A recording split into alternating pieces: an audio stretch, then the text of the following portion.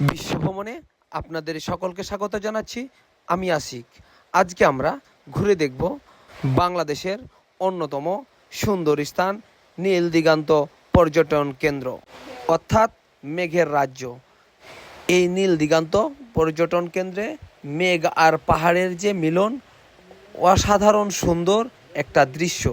আপনাদেরকে জানিয়ে রাখি, আজকে আমরা যে ভিডিওটা করছি, সামনে থেকেও দেখাবো, পিছন থেকেও ভিডিওটা দেখানো হবে আপনাদের সুবিধার্থে।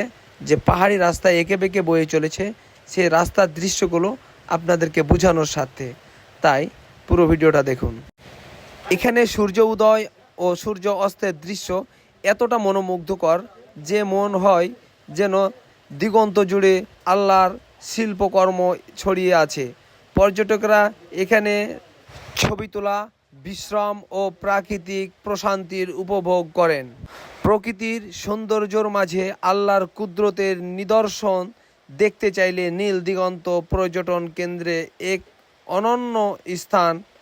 এখানে আসলে আপনারা দেখতে পাবেন রাস্তার দুই সাইডে যে পাহাড়, এই পাহাড়ে বিভিন্ন রকম সবজির গাছ লাগানো আছে, যেমন আম, কাঁঠাল, লেবু, আনারস, কলা, লালকদু, বিভিন্ন রকম সবজির গাছ দেখতে পাবেন, যেটা আমরা পাহাড়ি ফল বলি, যেটাকে আমরা পাহাড়ি ফল বলে থাকি। সেগুলো আপনারা এখানে আসলে দেখতে পারবেন।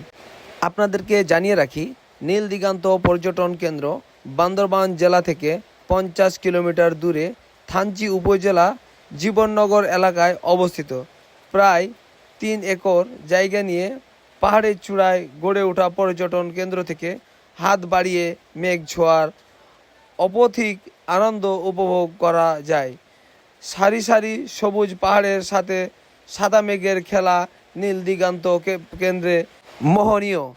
নীলগিরি থেকে নীল দিগান্ত পর্যটন কেন্দ্রটি মাত্র 5 কিলোমিটার দূরত্বে অবস্থিত। দৃষ্টিনন্দন প্রবেশদ্বার দিয়ে প্রবেশ করলে এক এক ভিউ পয়েন্ট ও গোল ঘর ক্যান্টিন পাবেন। ভিউ পয়েন্ট থেকে কিউ ক্র্যান্ট ও তাজিং ডং পর্বত দেখা যায়।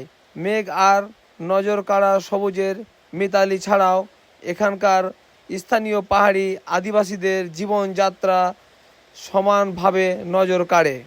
আপনি যেখান থেকেই আসুন না কেন, নীল দিগান্ত যেতে হলে আপনাকে প্রথমে বান্দরবান আসতে হবে। ঢাকা থেকে এস আলম, সৌদিয়া, সেনমাটিয়া পরিবহন, ইউনিক, হানিফ, শ্যামলী, ডলফিন ইত্যাদি পরিবহন বাস নিয়মিতভাবে বান্দরবান উদ্দেশ্যে যাত্রা করে।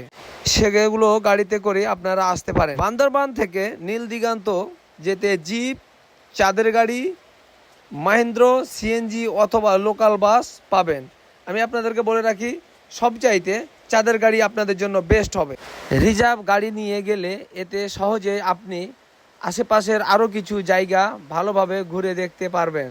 বান্দরবান জিপ স্ট্যান্ড থেকে 3000 থেকে 5000 টাকা ভাড়ায় যাওয়া আসা গাড়ি পাওয়া যায়। চাঁদের গাড়িগুলোতে সাধারণত 12-14 জন যাওয়া যায়। নীল দিগান্ত যাওয়ার পথেই নীলগিরি, মিলনছড়ি, ভিউ পয়েন্ট, শোল, প্রপাত, ঝর্ণা, শাওরুম হিল রিসোর্ট ও চিম্বুক পর্যটন কেন্দ্রে পার হয়ে যেতে হয়। রিজার্ভ গাড়ি নিয়ে সবগুলো স্পট কিছু সময় অতিবাহিত করতে পারেন। দেখুন সামনের পাহাড়টা কত সুন্দর এবং রাস্তাটা কতটা বাঁক। এত সুন্দর পাহাড়, গাছপালা লতাপাতায় যে পাহাড়টাকে ঢেকে রেখেছে, কত সুন্দর লাগতেছে। অসাধারণ একটা দৃশ্য, অসাধারণ পাহাড়। মেঘগুলো যে পাহাড়ের কাছে অবস্থান করছে, অনেক সুন্দর লাগতেছে। আমার কাছে অনেক সুন্দর লাগতেছে। আমি এত ভয় পাচ্ছি গাড়িতে চলতে, বাঘগুলো দেখে আপনারা বুঝতে পারবেন কত ভয়ঙ্কর রাস্তা। আমি যতটা ভয় পাচ্ছি, আমি পাহাড়গুলো দেখে মনে হচ্ছে আমার ভয়গুলো কেটে যাচ্ছে। দেখুন মেঘটা কেমন আকাশে বাড়ি খাচ্ছে। মেঘগুলো একেবারে আপনার পাহাড়ের সাথে ধাক্কা লেগে মনে হচ্ছে এখানে তুলার মতো ছিটকে পড়ছে। দেখুন কত সুন্দর একটা জায়গা। একবারে মানে আমরা যে জায়গায় দাঁড়িয়ে আছি, আমাদের চাইতে নিচে এই পাহাড়টার অবস্থান, যেখানে মেঘগুলো বাড়ি খাচ্ছে। আপনাদের আরও কিছু তথ্য জানিয়ে দিই, মনে রাখা ভালো।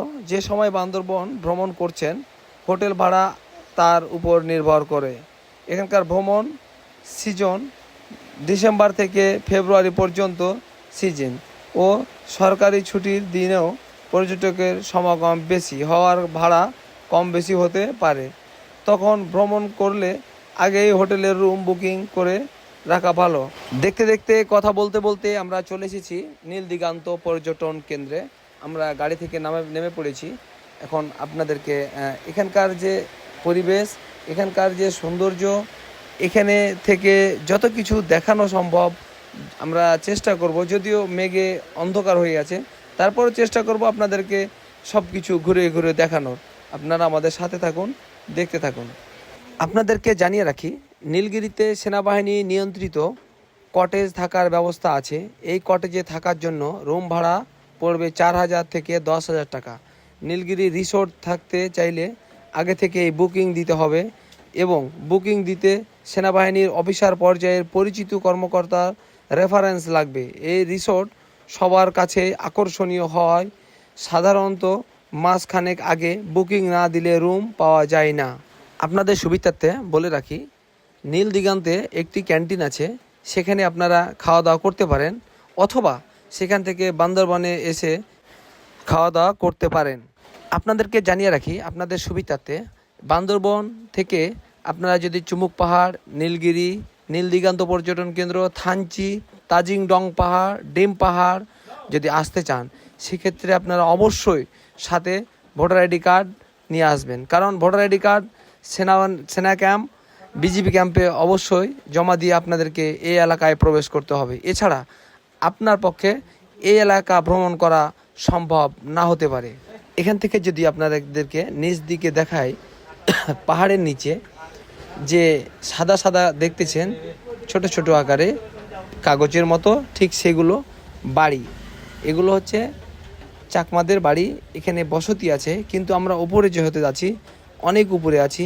সমতল ভূমি থেকে 2200 ফিট উপরে আমাদের অবস্থান, যার কারণে এখান থেকে নিচ দিকে দেখলে বিশাল বড় বড় বাড়িগুলো ছোট ছোট কাগজের মতো দেখা যাচ্ছে। আপনারা নিশ্চয়ই দেখতে পাচ্ছেন পাহাড়ের মধ্যে যে বাড়িগুলো, পাহাড়ের ভিতরে যে বাড়িগুলো অবস্থান, পাহাড়গুলোও দেখতে অনেক সুন্দর লাগতেছে আর বাড়িগুলো ছোট ছোট লাগতেছে।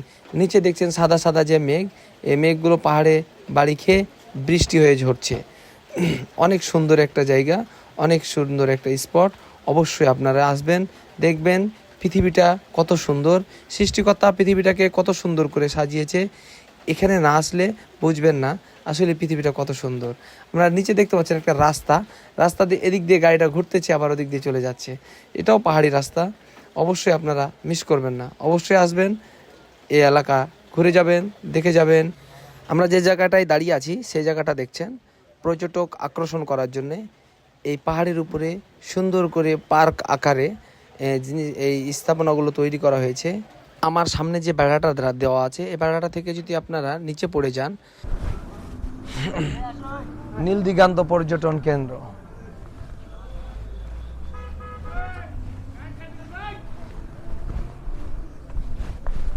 আমাদের অবস্থান নীল দিগান্ত পর্যটন কেন্দ্রে। আপনারা আমার পুরো ভিডিওটা অবশ্যই দেখবেন। পুরো ভিডিওটা দেখলে বুঝতে পারবেন এই রাস্তায় আসার পথটা, আসাটা কতটা সহজ না কতটা কঠিন। এ জায়গায় আসতে নিশ্চয়ই যত সাহসী মানুষ হোক না কেন ভয় পেতে হবে। একেবারে ভয়ঙ্কর একটা পথ। আমরা এখন বের হয়ে যাচ্ছি। এখানে দেখতে পাচ্ছেন সাইনবোর্ড লেখা আছে, ধন্যবাদ, আবার আসবেন।